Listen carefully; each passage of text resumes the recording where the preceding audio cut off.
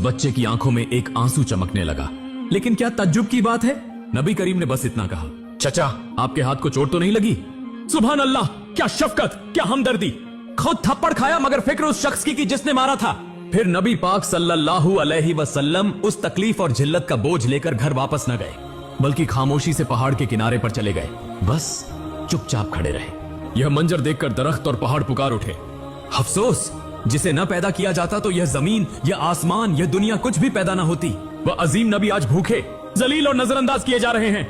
लेकिन फिर भी संग दिल अबू जहल के दिल में जरा बराबर भी रहम न आया, न ही उसकी आंखों में एक कतरा नदामत उतरा। उधर वह यहूदी शख्स अपने सरदार के पास पहुंचा और कहने लगा, आज मैंने एक ऐसा वाकया देखा है जो तसव्वुर से भी परे है। अब्दुल्ला के बेटे मोहम्मद में ऐसी ताकत है कि बस उसे एक तमाचा मारने से सारी खजूरें पत्थर में बदल गईं। आप ही बताइए, क्या यह जादू है या कोई इलाही ताकत? तब उनका सरदार कहने लगा, हमने भी सुना है कि हमारी आसमानी किताब में मोहम्मद का नाम है, कि वही आखिरी और सबसे अजीम नबी होंगे, मगर क्या वाकई यही मोहम्मद है? यह जानने के लिए हमें अपने मजहबी पेशवा से रुजू करना होगा। अगर यह सच हुआ तो हम उसे जिंदा न छोड़ेंगे, बल्कि उसे इस दुनिया से खत्म कर देंगे। तुम लोग जाओ और यह बात हमारे मजहबी पेशवा तक पहुंचा दो। तब वह यहूदी शख्स दोबारा अब्बू जहल के घर की तरफ रवाना हो गया। जाते जाते जब वह खजूर के बाग के करीब पहुंचे तो देखा कि तमाम खजूर के दरख्तों पर कोई खजूर नहीं है, सबके सब पत्थर बन चुके हैं। यह देखकर वह यहूदी शख्स हैरान और शशदर रह गया। वह एक लम्हा भी वहां न रुका और तेजी से अबू जहल के घर की तरफ रवाना हो गया। अबू जहल के घर पहुंचकर वह कहने लगा, भाई, आपके खजूर के बाग की तमाम खजूरें तो पत्थर में बदल गई हैं। अगर आप अब इसे वापस न ला सके तो बहुत बड़ा माली नुकसान हो जाएगा। इसका वहीदा हल यही है कि मोहम्मद से माफी मांगो। मगर अबू जहल माफी मांगने वाला शख्स नहीं था। वह जालिम और बहुत चालाक था। उसने चालाकी से कहा, ठीक है, चलो हम मोहम्मद के घर जाकर देखते हैं। यह कहते हुए वह नबी मोहम्मद सल्लल्लाहु अलैहि व आलिहि वसल्लम के घर की तरफ रवाना हुए।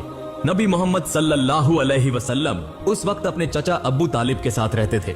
चचा अबू तालिब उस वक्त घर में अकेले थे। कुछ ही देर बाद अबू जहल वहां आ पहुंचा और कहने लगा, ए अबू तालिब, मोहम्मद ने यह जादू कहां से सीखा है? वह तो बहुत बड़ा जादूगर निकला।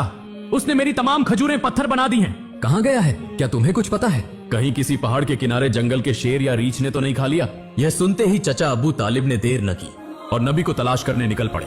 उधर नबी मोहम्मद सल्लल्लाहु अलैहि वसल्लम पहाड़ के किनारे बैठे रो रहे थे और कह रहे थे, अगर आज मेरे वालिदैन जिंदा होते तो कोई मेरे साथ ऐसा सुलूक न करता। मैं आज बहुत तन्हा हूँ। नबी का रोना देखकर जंगल के शेर, रीछ, हिरन वहां आ गए। वह भी इस दर्द में दर्द महसूस करके रो पड़े और कहने लगे, या रसूल अल्लाह रहमतुल्लिल आलमीन, यह थप्पड़ जैसे हमें लगा है। या रसूल अल्लाह, आप अब न रोएं, यह आंसू हम बर्दाश्त नहीं कर पा रहे। कुछ ही लम्हों में चचा अब्बू तालिब वहां आ पहुंचे। यह मंजर देखकर वह कुछ कह न सके, बस हैरतजदा रह गए। फिर चचा अब्बू तालिब ने तसल्ली देते हुए फरमाया,